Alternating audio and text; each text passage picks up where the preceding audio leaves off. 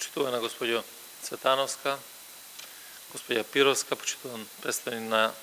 Европската комисија, Јанмат, почитуван колега Маричиć,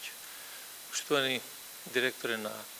Агенцијата за извршување на санкции на казнено-поправните установи, драги колеги, почитувани представници на медиумите.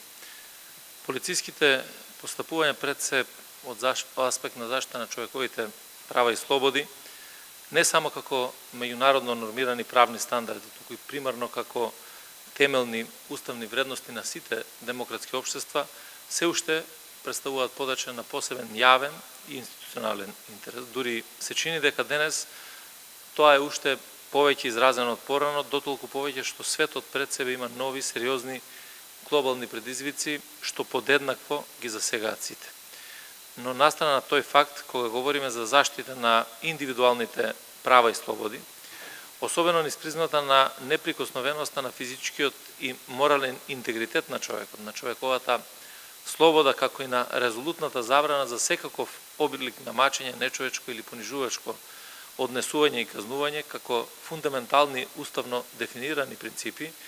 и наспроти нив полициските постапувања треба јасно да кажеме дека и претходно, а особено овие изминати години зад нас, како Министерство за внатрешни работи, од суштинска важност е тие постапувања да се исклучиво во функција и во сообразност со заштитата на човековите права и слободи. Се разбира, од аспект на работењето на МВР, тоа е сложен и прилично сензибилен процес, мотивиран токму од потребата за стандардно вредностна хармонизација на тие два концепта, кои што никако не треба да се исклучуваат еден со друг, туку напротив, треба да се надоградуваат или да се преплетуваат. Уште повеќе што заштитата на човековите права и слободи представува сама по себе дел од безбедносните сегменти на едно општество. По суштина станува збор за една од задачите што нормативно и е доделена и на Министерството за внатрешни работи, со јасно назначен делокруг и надлежности на работење во оваа смисла.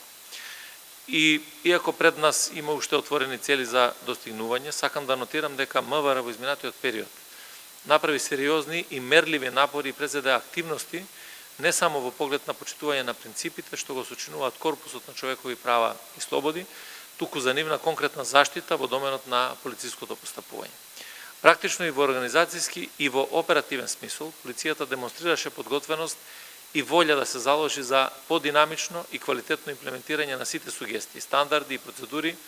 во насока на етаблирање на заштитата на човековите права и слободи.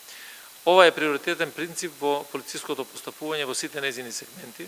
вклучително и во фазите на работа со задржаните лица од моментот кога некое лице е приведено, лишено од слобода, односно задржано во полициска станица, со наредба издадена од суд или без наредба, па се до моментот на негово предавање пред надлежниот суд, односно неговото ослободување од полициската станица. Покрај низа проекти во кои што полицијата активно учествуваше, заедно со нашите партнери од Европската унија, од Советот на Европа, од ОПСЕ, МВР во 2018 година ја ревидираше, односно ја надогради стандардната оперативна процедура за полициско постапување. При тоа примарниот фокус беше ставен кон зајакнување на капацитетите за правилна и доследна примена на законските и подзаконските акти, во примена на полициските овластувања со кои се ограничува правото на слобода на движење на граѓаните од страна на полициските службеници. А се разбира во заеднички интерес и на припадниците на полицијата во целост, но и на граѓаните за кои постојат основи за нивно приведување, лишување од слобода и задржување во полициска станица. Впрочем, и денешниот настан, односно завршувањето на проектот елиминација на мачењето и нечовечкото постапување во затворите и во установите за лишување од слобода, во чија што реализација крајно транспарентно и одговорно партиципираше МВР, преку својот оддел за внатрешна контрола, криминалистички истраги и професионални стандарди, јасно говори за нашата решеност да истрајаме во реформското трансформирање на полицијата како реален и кредибилен сервис на сите граѓани. Всушност би сакал уште еднаш да прецизирам, правото на слобода и правото на заштита од сите видови на мачење, нечовечко постапување и тортура е едно од основните човекови права кое што нема ограничување. А како водечко начело МВР во континуитет презема и ќе продолжи да презема мерки за подобрување на состојбата со експлицитна порака за никаква толеранција на било која од формите на нечовечкото однесување и постапување. При тоа во континуитет фокусот ќе биде ставен на напорите кон обезбедување на процедуралните права на лицата на кои им е ограничено право на слобода на движење и гарантирање на минимум материјално-технички услови,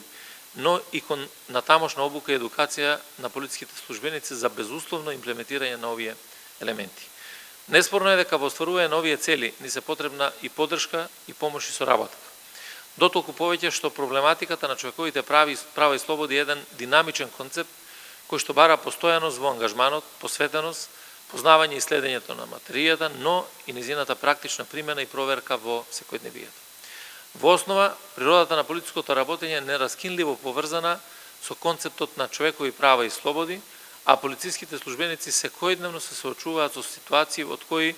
од примерно значење е познавањето на нормите и процедурите пред се од аспект на примената на полициските овластувања. Во таа смисла МВР останува целосно отворена и подготвена за секаква форма на соработка, што би донела нови позитивни исчекори во посакуваниот правец. Овој настан денес е значаен и конкретен пример за такво партнерство. Јас сум повеќе од сигурен дека проектот што го реализираат Македонското Сдружение на млади правници и Хелсиншкиот комитет за човекови права, како и резултатите и согледувањата од него,